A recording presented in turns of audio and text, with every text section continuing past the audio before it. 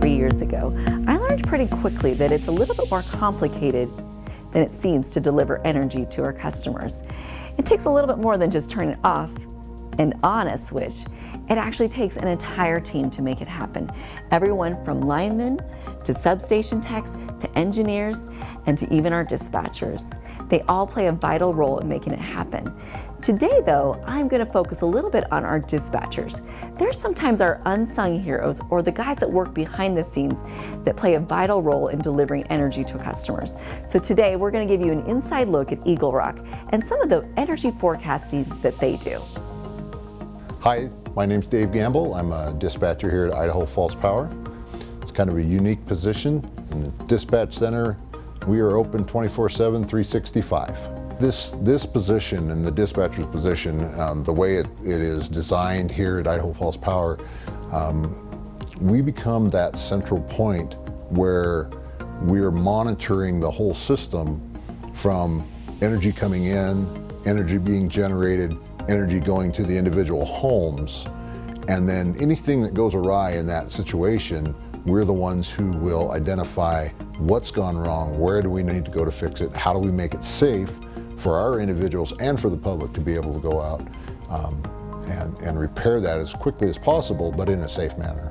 Dave is one of 4 dispatchers that work on a rotating 12-hour shift, 24 hours a day, 7 days a week, 365 days a year. The dispatchers work behind the scenes to fulfill multiple roles at Idaho Falls Power to keep the utility operating smoothly.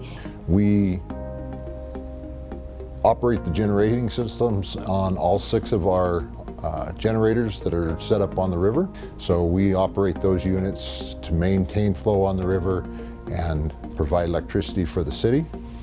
The other part of that is our monitoring our load as far as how much is being used. One of their biggest roles at the utility is forecasting, or predicting how much energy or power the utility will need to provide service to our customers. So our forecasting is in 2 parts. We do what we call a day ahead or next day forecast that is then used to start this process. So we forecast on looking out 1 day, 2 days, 3 days, depending on where we are in the week. Sometimes if you're on a Thursday and on Friday they have to set the schedule for over the weekend, we're forecasting for Saturday, Sunday, Monday, so that we can get a base schedule to do that. Then we come back and we also forecast on an hourly basis. That's what our job mostly is here.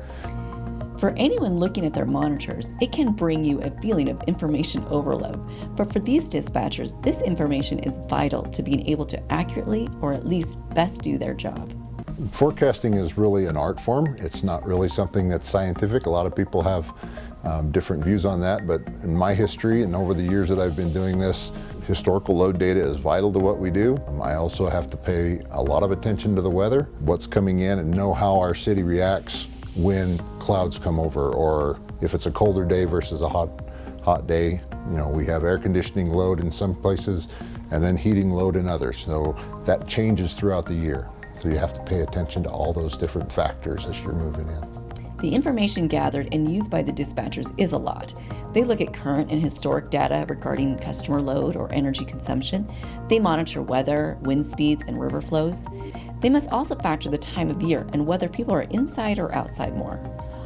So we monitor all kinds of different elements. The green line you see here is the total load over a 12-hour period.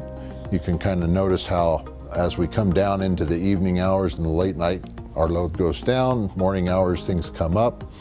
We have to be able to forecast and make sure we have enough energy to meet all that load as it goes along. We also monitor wind speed because the wind does make a difference. Wind can make it colder, especially during the winter time. You get a windy day in the winter, your loads are going to be a lot higher than they would be on a calm day. This would be our individual temperature right now that we read here in our system. So we monitor all these things constantly so that we can predict where things are going. The dispatcher's job can be pretty complex at times. It's a juggling act, really.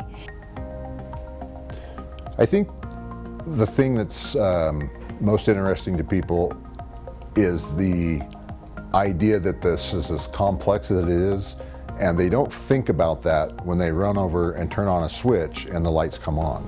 They don't understand all that goes into making that happen, from a generating source, through a transmission source, to a distribution source, to their light switch. There's a lot of elements that happen in that instant that you flip the switch and the lights come on. I hope that this inside look gave you a better appreciation of how electricity is delivered. As you can see, there's a lot that goes into it, and we are certainly grateful and appreciative of the dispatchers and the work that they do.